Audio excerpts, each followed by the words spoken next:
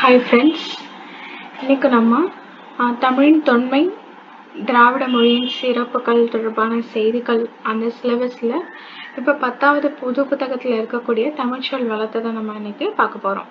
இப்போது நாடும் மொழியும் நமதிரு கண்கள் அப்படின்னு மகாகவி பாரதியார் சொல்லியிருக்காரு. இப்போது கால வெள்ளத்தில் மொழிகள் வந்துட்டு கரைஞ்சு போன மொழிகளுக்கு இடையில தன்னை வந்துட்டு நிலைநிறுத்திட்டு இருக்கிறது தமிழ். அப்போ என்ன வளம் இல்லை அப்படின்ற மாதிரி இதுல நிறைய சிறப்பியல்புகளை கொண்டு விளங்குகிறது நம்மளுடைய செந்தமிழ் மொழி. அது என்னென்ன அப்படின்றதான் நம்ம இங்க பார்க்க போறோம். இப்போ பாருங்க, இப்போ தமிழ் இல்ல, இப்ப திராவிட மொழிகள்லாம் தெலுங்கு, மலையாளம், கன்னடம் இந்த மாதிரி நிறைய மொழிகள் இருக்கு இல்லையா? அதுல தமிழ் அல்லாத திராவிட மொழிகளோட அகராதிகளை ஆராயும் போது இந்த தமிழ்ல இருக்கக்கூடிய அந்த ஒரு பொருட்பல சொல் வரிசை,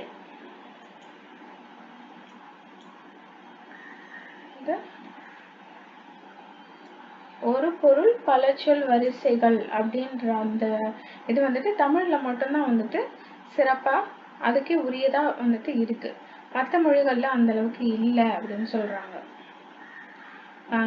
தமிழ்ல ஒரு பொருள் பல சொல் வரிசைகள் அவற்றில் இல்லா குறை எந்த தமிழறிஞர்களுக்கும் தெளிவாகவே தோன்றும் அப்படின்னு சொல்லியிருக்காங்க. அப்ப தமிழுக்கே சிறப்பா உரியன அப்படின்னு கருதப்படும் சொற்கள், இப்ப தமிழுக்குன்னே சில சொற்கள் சிறப்பா கருதப்படுது அப்படின்னா அது மட்டும் இல்லாம இப்ப தெலுங்கு, கன்னடம் அப்படின்னுக்குன்னே சில சொற்கள் வந்துட்டு இருக்கும் இல்லையா? இந்த சொற்கள்லாம் வந்துட்டு தெலுங்குக்குரியது, கன்னடத்துக்குரியது அப்படின்னு இருக்கக்கூடிய சொற்களும் தமிழ்ல வந்துட்டு இருக்கு அப்படின்னு சொல்லிட்டு யார் சொல்றாங்கன்னா கால்டுவெல் அவர் வந்துட்டு சொல்றார். எதுலன்னா திராவிட மொழிகளின் ஒப்பியல் இலக்கணம் அதுல. இப்ப இங்க வந்துட்டு பார்ப்போம். இப்ப தமிழ் சொல் வந்துட்டு பல துறைகள்லயும் வந்து காணப்படுது. ஆனாலும் இப்ப பயிர் வகை சொற்கள்ல அது எப்படி சிறப்பா இருக்கு அப்படின்றத பார்ப்போம். இப்ப அடிவகைன்னு பார்த்தோம் அப்படின்னா இப்ப நெல்லு, கேழ்வரகு வந்துட்டு தாள் அப்படின்னு சொல்லுவோம். இப்ப கீரைத்தண்டு, வாழைத்தண்டு அப்படின்னு சொல்லுவோம். கோல், நெட்டின்றது என்னன்னா இந்த அந்த இப்போ மாட்டு பொங்கல் அன்னைக்கு மாடுகளோட கழுத்துல எல்லாம் ஒரு வித வண்ண மாலை ஒண்ணு கட்டி விட்டுருப்பாங்க. அதை நிறைய ஊர்கள்ல வந்துட்டு விற்கும். தக்கையான ஒரு இருக்கும்.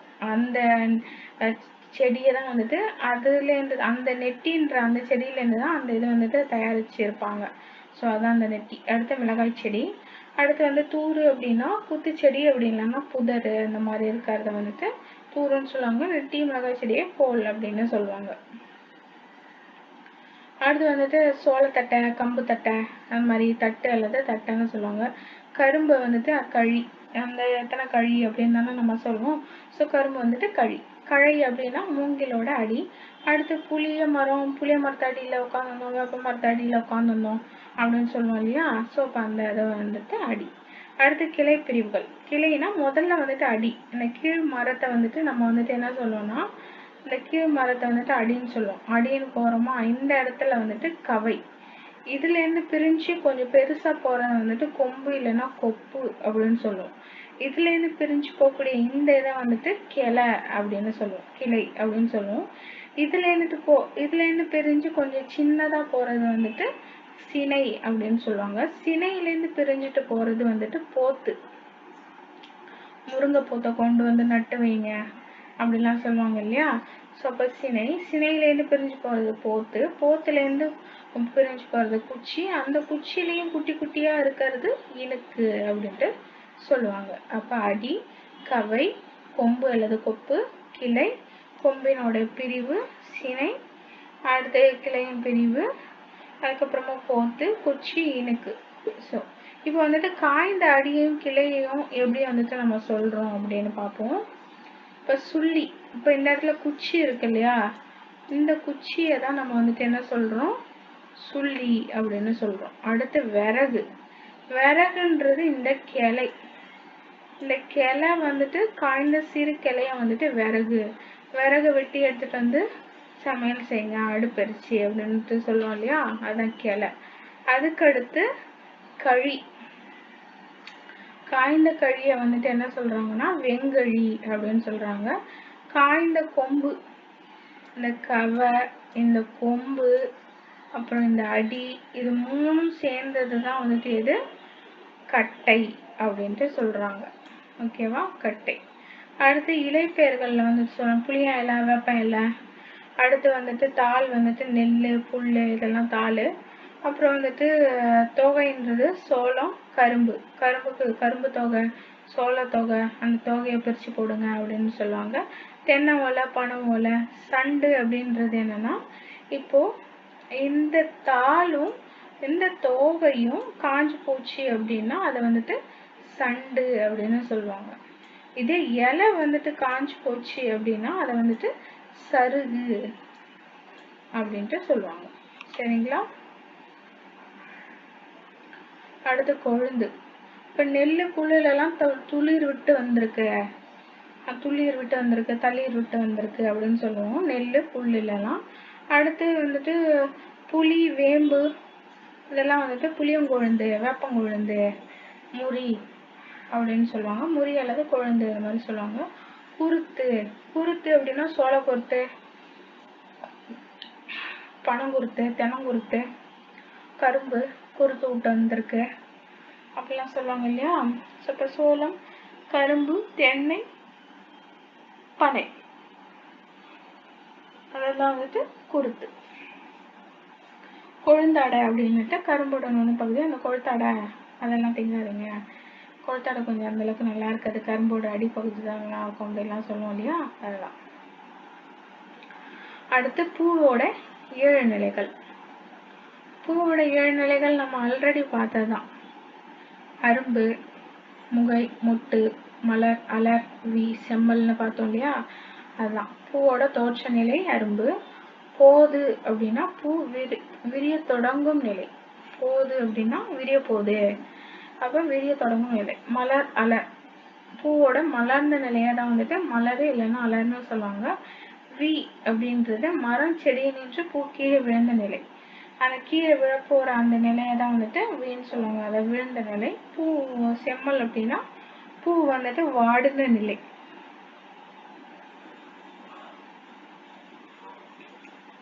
அப்படின்ட்டு சொல்றாங்க. ஓகேவா? அடுத்து இவர் யாரு? இவர் தான் வந்துட்டு இளங்குமரனார்.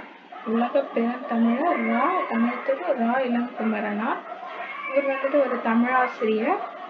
சொல்லாராய்ச்சியில பாவனாருமே வியந்த ஒரு பெருமகனாரு. நூலக பணிகள்லாம் விரும்பி செஞ்சிருக்காரு. இவர் திருச்சிக்கு அருகில் உள்ள அல்லூர்ல திருவள்ளுவர் தவச்சாலை அப்படின்ற ஒன்றை அமைச்சிருக்காரு. பாவனார் நூலகத்தை அமைச்சிருக்காரு. தமிழகம் முழுவதும் திருக்குறள் சொற்பொழிவுகளை நிகழ்த்தியிருக்காரு. தமிழ் வழி திருமணங்களை நடத்தியிருக்காரு. விழிகளை இழக்க நேரிட்டால் கூட தாய் தமிழனை இழந்துவிடக்கூடாது அப்படின்னு எண்ணியவர். இதற்காக தமிழ் தென்றல் திருவிக்கா மாதிரியே இமைவலை மூடி எழுதக்கூடிய ஆற்றலை வந்துட்டு கத்துக்கிட்டாரு. லாஸ்ட் இறுதி வரையும் அவர் வந்துட்டு தமிழுக்கு தனிப்பெரும் புகழை வந்துட்டு வரை எழுதி நல்கியிருக்காரு. இவர் பற்பல நூல்களை எழுதியிருக்காரு. அதுல வந்துட்டு சில இது வந்துட்டு தரமுயர்த்திய நல்முத்துக்கள் அப்படின்னு சொல்றாங்க. தமிழ் பணியை தரம் உயர்த்திய என்ன இலக்கண வரலாறு, தனித்தமிழ் இயக்கம், தமிழிசை இயக்கம், பாவனார் வரலாறு, குண்டலகேசி உரை, யாப்பெருங்கல உரை, புறத்திரட்டு உரை, திருக்குறள் தமிழ் மரபுரை, காக்கைப்பாடனிய உரை, தேவநேயம், இதெல்லாம் இவருடைய நூல்கள். சரி, அடுத்து நம்ம இதை பார்ப்போம். அடுத்து பிஞ்சு வகை. பிஞ்சு வகையில பூம்பிஞ்சு இல்லையா? பூன்னு வந்துச்சு அப்ப பூ ஓடக்கூடிய பிஞ்சு. அடுத்து பிஞ்சுன்னா காய்க்கு முன்னாடி இருக்கக்கூடிய இளம்காய். வடு, மாவடுன்னு சொல்றோம் இல்லையா? மாபிஞ்சு. மூசுனா பலா பிஞ்சு. கவ்வை அப்படின்னா எள்ளு பிஞ்சு. குறும்பை அப்படின்னா வந்துட்டு தேங்காய் இருக்கு இல்லையா? தென்னை இல்லை பனை, அதோடைய இளம் பிஞ்சு. முட்டு குறும்பை அப்படின்னா சிறு குறும்பை அப்படின்னுட்டு சொல்லுவாங்க. இளநீர்னா வந்துட்டு முத்தாத தேங்காயை தான் இளநீர் சொல்லுவாங்க. நுழாய்னா இளம் பாக்கு, கருக்கல்னா இள நெல், கச்சல்னா வாழைப்பிஞ்சு. ஓகேவா? அடுத்து குலை வகை. தாவரங்களோட குலை வகைகள் குறிப்பதற்கான காய்களையோ கனிகளையோ சொல்லதான் வந்து குலை. இப்போ கொத்து, அவரை கொத்து, துவரை கொத்து, கொத்து கொத்தா காய்ச்சிருக்கு அப்படின்னு சொல்லுவாங்க. இன்னொன்று கொடி, முந்திரி போன்றவற்றோட குலை, அதான் வந்துட்டு குலைன்னு சொல்லுவாங்க. வாழையை வந்துட்டு தாருன்னு சொல்லுவாங்க. வாழைக்கொலைய. கதிர், கதிர் அப்படின்றது கேழ்வரகு கதிர், சோளக்கதிர், இந்த மாதிரி நம்ம ஊர்ல சொல்லுவாங்க. சோளக்கதிர், கேழ்வரகு கதிர், கம்பு கதிர், இந்த மாதிரி சொல்லுவாங்க இல்லையா. அலகு அல்லது குரல் அப்படின்னா வந்துட்டு நெல். நெல் இல்லைன்னா திணை, இதோட முதலியவற்றோட கதிரை தான் வந்துட்டு அலகு இல்லைன்னா குரல்னு சொல்லுவாங்க. சீப்புன்றது வாழைத்தாரோட ஒரு பகுதி. அடுத்து கெட்டுப்போன காய்கனியோட வகை. கெட்டுப்போன காய்கனிக்கும் நம்மளால பேர் வச்சிருக்காங்க. சூம்பல் அப்படின்னா ஒரு காய் வந்து நுனியில சுருங்கி போயிருக்கு, அதான் சூம்பல்.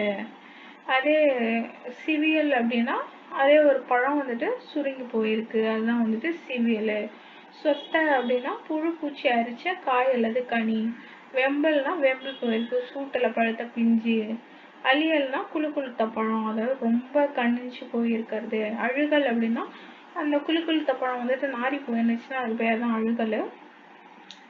சொண்டு அப்படின்னா மிளகா வந்துட்டு பதறா போயிடுச்சு அப்படின்னா அது பேர் தான் சொண்டு. அடுத்து கோட்டாங்காய்னு ஒன்று இருக்கு, கூகைக்காய், தேரக்காய், அல்லிக்காய், ஒல்லிக்காய், இந்த மாதிரிலாம் நிறைய இருக்கு. கோட்டானும் இல்லைன்னா கூகையை உட்காந்ததுனால கெட்டு போன காய், தேரை உட்காந்ததுனால கெட்டு போன காய், தேரை உட்காந்ததுனால அமர்ந்த தேங்காய், கெட்ட தேங்காய் அல்லிக்காய். ஒல்லிக்காய் அப்படின்னா தென்னையிலேயே கெட்ட காய், அதுதான் ஒல்லிக்காய் அப்படின்னு சொல்றாங்க. அடுத்து பழத்தோல் வகைகள். பழத்தோல் வகைகள். தொலி அப்படின்றது மிக மெல்லியது. தொலி அப்படின்றது மிக மெல்லியதுன்னு சொல்றாங்க. தோல் அப்படின்றது திண்ணமானது. தோடு அப்படின்றது வன்மையானது. மிக மெல்லிசா இருந்தா தொலி, கொஞ்சம் திண்ணமா இருந்துச்சுன்னா அது தோல். இது கொஞ்சம் வன்மையா இருந்துச்சுன்னா அது தோடு, இன்னும் ரொம்ப வன்மையா இருந்துச்சுன்னா ஓடு. குடுக்க அப்படின்றது சொரக்காயோட ஓடு. மட்டைன்றது தேங்காய் மட்டை சொல்லணும் இல்லையா, அது. உமினா நெல் கம்பு இதோட உமி, அதோட மூலியதான் உமின்னு சொல்லுவாங்க. கொம்மை அப்படின்னா வரகு கேழ்வரகு அதோட உமி அப்படின்னு சொல்றாங்க. அடுத்த மணி வகை. அப்புறம் கூலம், நெல் புல் இந்த மாதிரியான தானியங்களை கூலம் அப்படின்னு சொல்லுவாங்க. அவரை துவரை, அவரை உளுந்து, அவரை உளுந்த வந்துட்டு பயிருன்னு சொல்லுவாங்க. அப்புறம் வந்துட்டு கடலை, வேர்க்கடலை, கொண்ட கடலை, விதை வந்து கத்திரி விதை, மிளகாய் விதை. காழ்னா புளி, இன்னொன்று காஞ்சிரை அப்படின்ற ஒரு நச்சு மரம், அதோட வித்தெல்லாம் காள். முத்துனா வேம்பு முத்து, ஆமணக்கு முத்து. கொட்டைனா மாங்கொட்டை, பனங்கொட்டை. தேங்காய்னா தென்னையோட வித்து. முதிரன்னா அவரையும் துவரையும். இளம் பயிர் வகைகள். நாத்து, நாத்து நடணும், நெல் நாத்து, அப்புறம் கத்திரி நாத்து, இந்த மாதிரி. கன்று, மாங்கன்று, புளியாங்கன்று, வாழைக்கன்று. வாழையோட இன்னொரு இளநிலைய குருத்து அப்படின்னு சொல்லுவாங்க. குருத்து இதுக்கு முன்னாடி எங்க பார்த்தோம்? தென்னை, தென்னை பார்த்துருப்போமே. சோளம், கொழுந்து வகையில குருத்து அப்படின்னா அது சோளம், கரும்பு, தென்னை, பனை அதை குறிக்கும். இதுல இளம் பயிர் வகைகள்ல குருத்து அப்படின்னா அது வந்துட்டு வாழை, வாழையோட இளநிலைய குறிக்கும். இங்க வந்துட்டு நமக்கு கொழுந்து வகை, கொழுந்து வகை.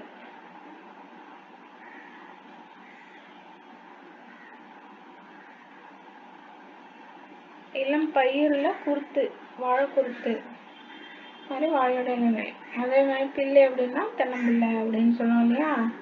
ஸோ அதான் நாத்து, பைங்கூழு, நாற்று, மடலி, பிள்ளை, கன்று.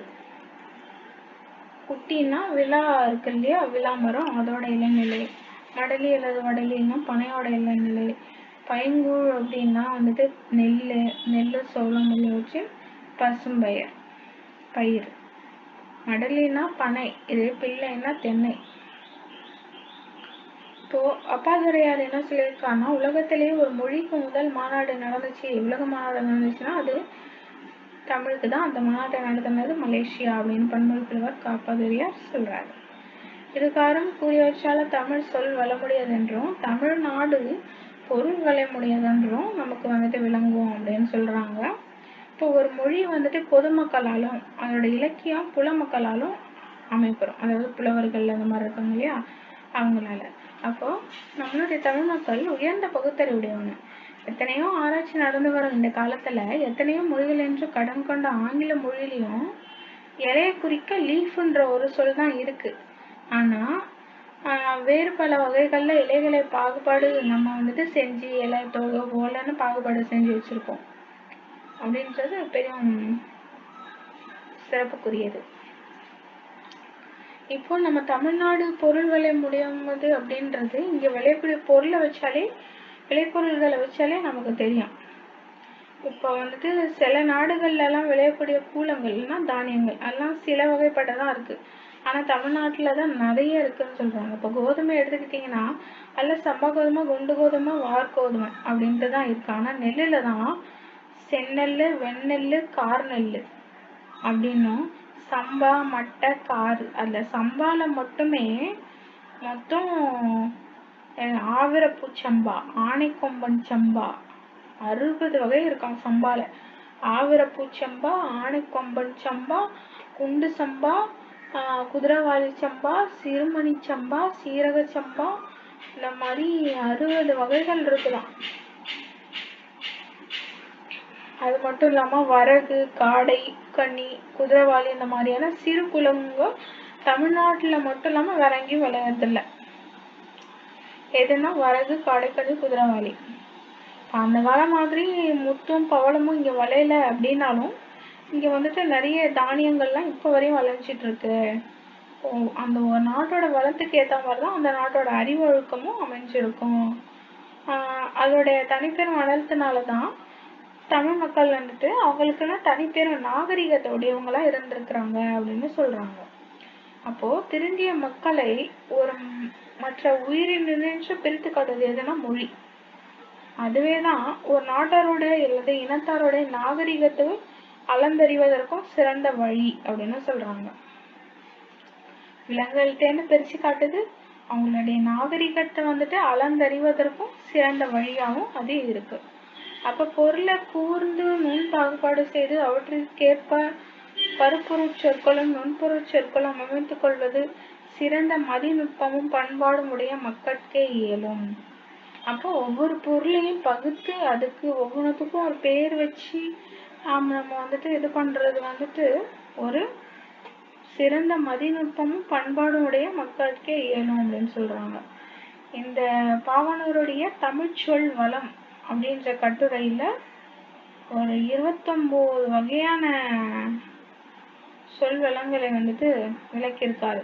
வித்து வகை, வேர் வகை, அரிதாள், காய்ந்த இலை, இலைக்காம்பு, பூமடல், அரும்பு வகை, பூக்காம்பு, இதழ் வகை, காய் வகை, கனி வகை, உள்ளீட்டு வகை, தாவரக்கழிவு வகை, விதைத்தோல் வகை, பதர் வகை, பயிர் வகை, கொடி வகை, மர வகை, கரும்பு வகை, காய்ந்த பயிர் வகை, வெட்டிய விறகுத்துண்டு வகை, மரப்பட்டை வகை, பயிர்ச்செறிவு வகை, நிலத்தின் தொகுப்பு வகை, செய்வகை, நிலவகை, நன்சை வகை, வேலி வகை, காட்டு வகை, இந்த மாதிரி மொத்தம் 29 இருக்கு இதுல.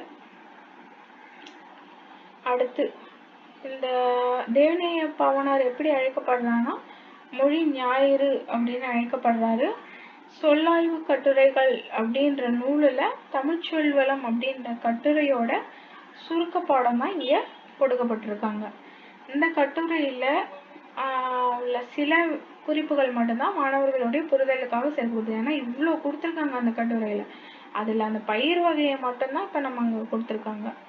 அடுத்து பல்வேறு இலக்கண கட்டுரைகளையும் மொழி ஆராய்ச்சி கட்டுரைகளையும் வந்துட்டு எழுதியிருக்காங்க. தமிழ் சொல்லாராய்ச்சியில உச்சம் தொட்டவர். அப்புறம் செந்தமிழ் சொற்பிறப்பியல் அகரமுதல் திட்ட இயக்குனராக பணியாற்றி இருக்காரு. உலக தமிழ் கழகத்தை நிறுவி தலைவராகவும் இருந்தவர் தேவநேய பாவாணர். கடல் கடந்து முதல்ல அச்சேரிய மொழி அப்படின்னா அது தமிழ் மொழி தான். எப்போன்னா போர்ச்சுகீசினாரோட தலைநகர் லிஸ்பன்ல 1554 காடிலா அப்படின்ற நூல் தான் முதல்ல தமிழ் மொழியில மொழிபெயர்க்கப்பட்டது.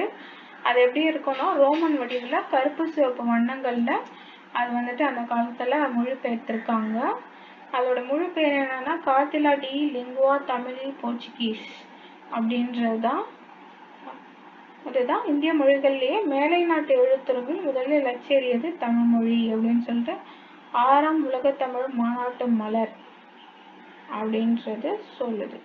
இவ்வளோதாங்க நம்ம 10th இருக்கக்கூடிய திராவிட மொழிகள்.